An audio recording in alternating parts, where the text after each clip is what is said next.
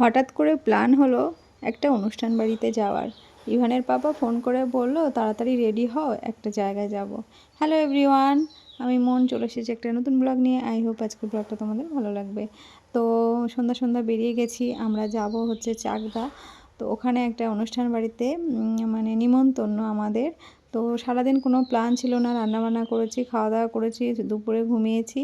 দেন ও বললো রেডি হও, তারপরে সন্ধ্যাবেলা রেডি হয়েছি। যাওয়ার একদমই ইচ্ছা ছিল না, কিন্তু ভাবলাম যে ও এতবার করে বলছে তাহলে যাই।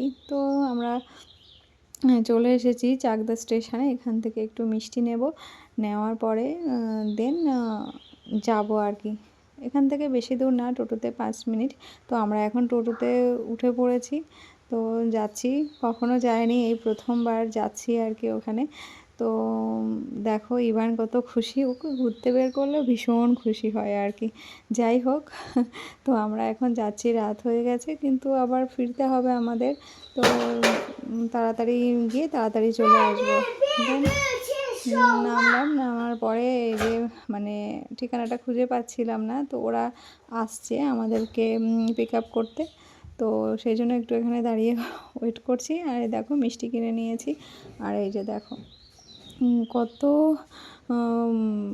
বন্ধু এসেছে ওকে নিতে, আর ইভানকে তো কোলে নিয়ে ভীষণ মজা।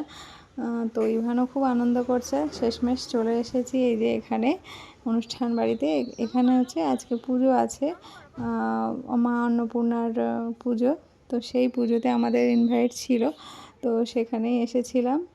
আর এই যে আমাদের ম্যাডাম, তো এই ম্যাডামের বাড়িতেই ইনভাইট ছিল, তো এই ম্যাডামের বাড়িতেই এসেছি।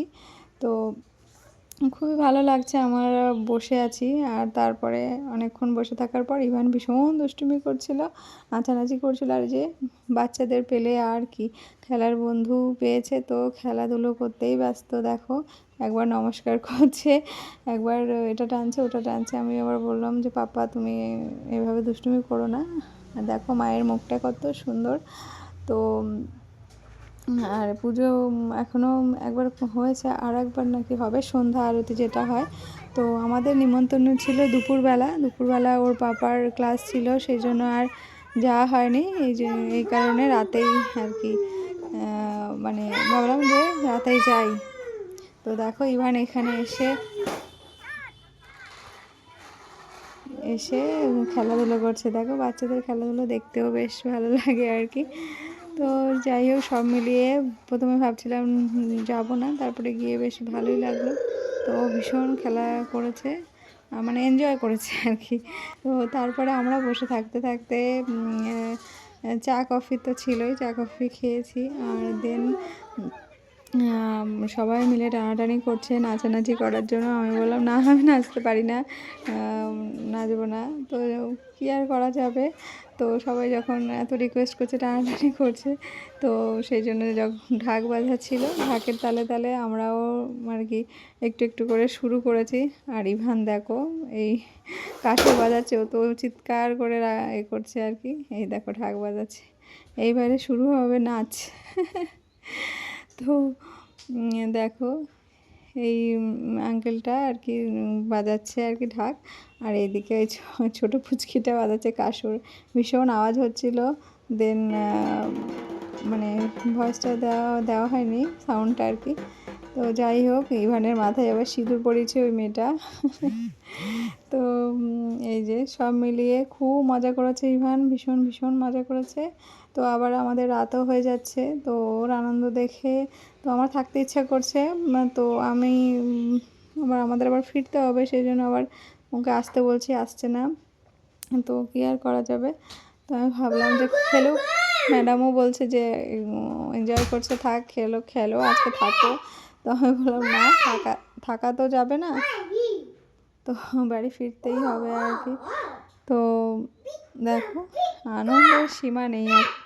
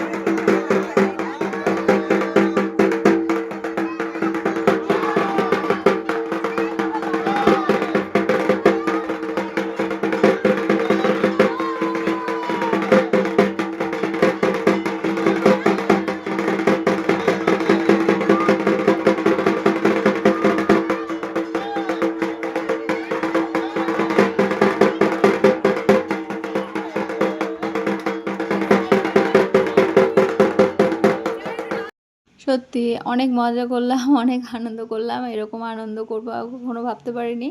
তো মানে তাল মিলে হয়ে গেছে আর কি। যাই হোক, ইভান ভীষণ দুষ্টুমি করছিল, একটা সময় পর কান্নাকাটি করছিল। তো আমরাও একটু ভিডিও করে নিলাম। আর ওই ম্যাডামটা ভীষণ ভালো আর ভীষণ মিশুকে, আমার সঙ্গে তো ভীষণ মানে বন্ডিং হয়ে গেছে। যাই হোক, এবারে আমরা আসলাম খাওয়া দাওয়া করতে এই যে ডাইনিং টেবিলে। তো প্রথমে প্রসাদ দিয়ে দিয়েছে ঠাকুরের, আর তারপরে এই যে দেখো ঠাকুরের যে ভোগের প্রসাদ হয় সেটা আবার দিয়েছে, এটা খিচুড়ির মতোই। তারপরে আছে এমনি খিচুড়ি, তারপরে একটা কি ছ্যাঁচড়ার তরকারি না কি, খুব সুন্দর ঘ্যাট টাইপের, এত টেস্টি ছিল কি বলবো।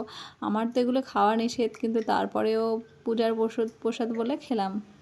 তো তারপরে ছিল ফ্রাইড রাইস, চাটনি, পাঁপড়, মিষ্টি। আমি তো এগুলো কিছুই খাইনি, তো আবার পায়েসও ছিল। তো সেইগুলোর ভিডিও আর করিনি, লজ্জা লাগছিল। অ্যাকচুয়ালি একটা জায়গায় খেতে গিয়েছি না, আমার ভাবতো যে শুধু ভিডিওই করছে, তো সেই জন্য একটু লজ্জা লাগছিলো, তো সবগুলো ক্লিপ নেওয়া হয়নি।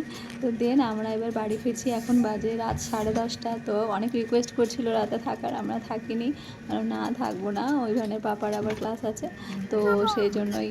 তো দেখো সঙ্গে সঙ্গে একটা মানে পা ভ্যান, যেটা বলে পা ভ্যান ঠিকই না, মানে ইলেকট্রিক ভ্যান। তো ভ্যানে উঠে বেশ সুন্দর লাগছে রাস্তা দিয়ে যেতে। অনেক দিন পর এই ভ্যানে উঠেছি, খুব ভালো লাগছিল। তারপরে স্টেশনে এসে ট্রেন ধরে দেন এই যে এখন আমরা ট্রেনে। তো আর বেশি দূর নেই, কাছাকাছি এসে গেছি, কয়েকটা স্টেশন পরেই নামবো। তো এখন দেখি ট্রেনটা পুরো ফাঁকা, কেউ নেই, প্রায় 11টা বাজতে চললো।